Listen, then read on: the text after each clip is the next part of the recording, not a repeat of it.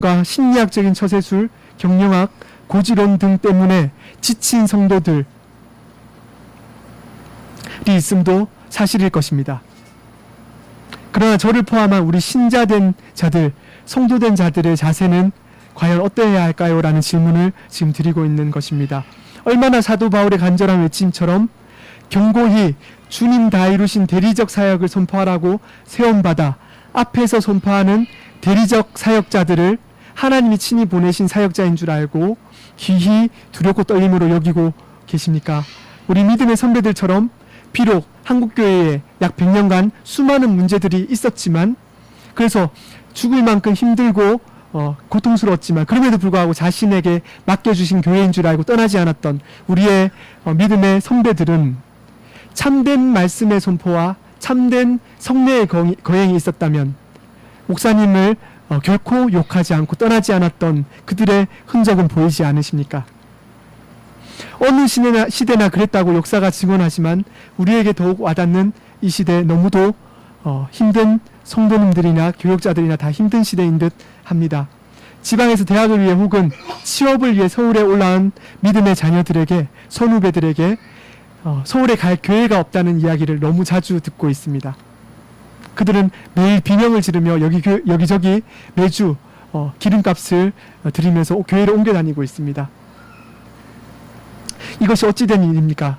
주위의 전도사님들도 너무 사역하기 힘든 시대라고 매일 기도하며 모여서 한탄을 하는 게 이 시대입니다. 2주 전에 친한 한 전도사님이 서울의 이름만 이야기하면 아는 오래된 교회에서 사역하고 있는데 이제 사역한 지 1년이 채 못 되었습니다. 6개월 됐는데 그 부장 선생님이 회의 때 이렇게 3번이나 6개월 됐는데 3번째 이렇게 말씀하셨답니다. 성은 밝히면 안 되니까 모 전도사님은 그 집사님이 모 기독교 출판사에 또 유명한 자리에 앉아 계세요. 모 전도사님이 설교만 신경 쓰고 나머지는 관여하지 마십시오. 제가 알아서 하겠습니다. 설교만 한 15분 똑바로 하십시오. 라고 울분이 터져서 30대 중반이 넘은 싱글 전도사님이 저에게 달려와서 울분을 토하면서 이야기를 했었습니다. 목요일은 장로님들의 월급을 주고 고용한 직원처럼 대하며 너무도 흔합니다. 또한 그 어느 교회는 주일 하루 섬기는 전도사님 일주일에 4번 말씀 전하는데 시급이 얼마입니까? 회의 시간에 다른 선생님들 10대 분이 앉아 계시는데 그렇게 이야기를 한다고 합니다. 너무 자주 듣고 있습니다. 거의 저는 매주 듣고 있습니다. 이런 것들을 논하는 자리가 직분자의 자리가 아닙니다. 목사와 교사는 복음의 증인들이요 바른 진리를 선포하는 사명자들입니다. 주님 다 물으신 값을 대리적으로 선포하는 대리적 사역자의 자리에 있는 자들입니다. 그런데 어찌 그 성경적 가르침의 직분의 의미를 모르고 그리 어리석게 두려움 없이 행할 수 있겠습니까? 강단에서 말씀을 들고 전하는 목사님에 대한 존경이 없을 때 어찌 그를 통해 선포되어지는 말씀이 하나님의 말씀인 줄 알고 수납할 수 있을까요? 유대인들은 아이들이 자녀가 태어나면 가장 먼저 가르치는 성경 중에 하나가 레위기라고 합니다. 가장 늦게 배우는 성경이 40살 이후에 아가서라고 하고요. 레위기를 가장 먼저 배우는 이유는 하나님의 말씀과 법도에 따라 예배를 드리는, 제사를 드리는 규율을 가장 먼저 배우기 위해서라고 합니다. 물론 부모된 저와 여러분들은 무엇을 가장 먼저 가르쳐야 할까요? 물론 전인격을 다해 우리 자녀들을 안고 예배 드리는 예배자의 모습으로서 가장 먼저 가르쳐야 할 것입니다. 그러나 세부적인 태도 가운데 앞에서 말씀과 가르침에 수고하는 이들을 디모데전서 5장 17절에 증언하듯이 가르치는 자와 목사는 배나 더 존경할지니라 라는 성경의 가르침을 가르쳐야 하지 않을까요? 집에 와서 자녀들 앞에서 목사님을 욕하고 교사를 흉본다면 자신의 자녀의 영혼을 망치는 일이 될 것입니다. 아무것도 모르는 자녀가 목사와 교사는 그저 우스운 존재인 줄 알게 될 것이기 때문이지요. 여러분, 훗날 나이가 들어서 우리 청년들과 저와 선생님들과 우리 마리아와 전부가 나이가 들어서 교회에, 우리 목사님께서 나중에 우리 교회도 직분자를 세우실 거라 하셨는데 교회 안수 집사님이 되시고 장로님이 되시거든 자신의 아들 혹은 손자와 비슷한 나이가 목사님과 교역자들이라 하여 함부로 대하지 마십시오. 자신의 영혼뿐 아니라 자녀들이 평생 주의 말씀을 청종함에 방해를 하는 최고의 일이 될 것이기 때문입니다.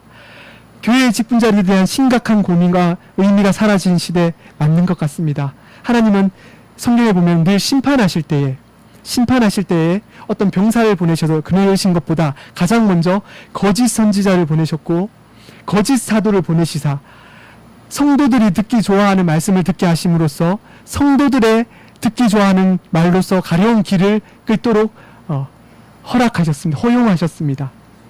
그런 어리석음에 그냥 두셨습니다. 이 시대는 어떻습니까? 지교의 개념은 사라졌고 주변 교회들의 주일학교는 제가 잘한다는 것이 아니라 진지하고 복음의 교리를 부모와 자녀들이 선생님과 교역자와 학생들이 함께 상고하고 나누는 것은 고민하고 어려워하며 부둥켜 안고 고민하기는커녕 온갖 레크레이션과 시청각 자료들과 흥미로운 것들로만 즐겨할 시대가 되었습니다. 가장 큰 교회 중 하나인 분당에 있는 모 교회는 저도 아는 전도사님이지만 학부 때 같이 공부했던 전도사님이지만 예배 시간에 초등부에게 비행기를 실제로 접어 날리며 우리 꿈을 저 하늘로 날리자고 설교하는 것을 홈페이지에 올라와 있어서 봤습니다. 제가 가서 본 건 아니고요. 설교 시간에 그렇게 자신의 꿈을 하늘로 하나님께 날려 올려드리자고 그렇게 설교와 매 시간 그렇게 하고 있습니다. 비단 그 전도사님의 문제일까요? 수십 명 되는 그 교사 선생님들과 직분자들이 기뻐하기 때문에 매주 그렇게 행사를 하고 있는 것이 아닐까요?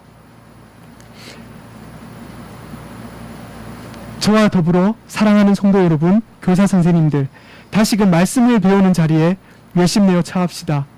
주님이 명령하시는 바 잘 다스리는 장로들은 배나 존경할 자로 알되 말씀과 가르침에 수고하는 이들에게는 더욱 그리할 것이니라 하셨습니다. 그들을 존경함이 말씀을 청종하는 길입니다. 하나님의 질서입니다.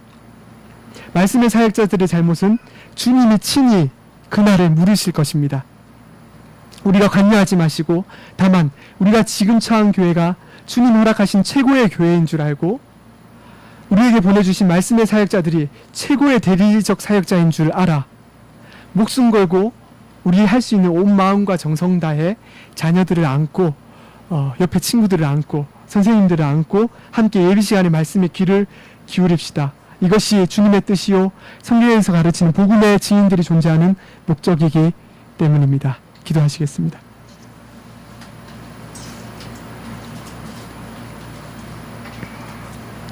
거룩하신 아버지 하나님, 은혜를 감사합니다. 가르치는 순서에 따라 귀한 말씀 주셨으니 바른 진리의 기둥과 터로서 십자가 지교회를 지난 3년간 지켜주심에 감사를 드립니다.